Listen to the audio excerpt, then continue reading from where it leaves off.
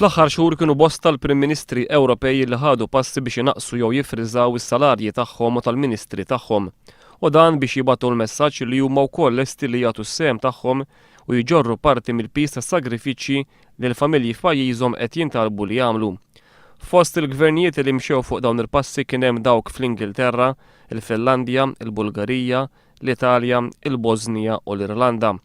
Fil-bidu ta' Mejju l-President Soċjalista Franċiż François Hollande ingħaqad ma' mexxejja Ewropej oħra illi ħadu pass bħal dan.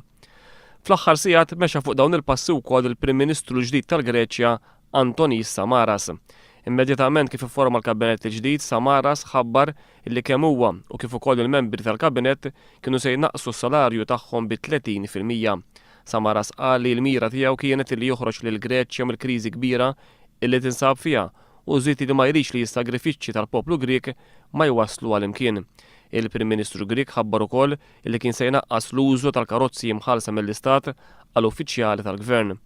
Bil-kontra ta' dan f'Malta xahrejn biss wara l-aħħar elezzjoni ġenerali, il-Prim Ministru Lorenz Gonzi u l-membri kollha tal-Kabinett bla ma ħabbru xejn fil-pubbliku iżdiedu s-salarju tagħhom b'500 € fil-ġimgħa jew b'26,000 € fis-sena.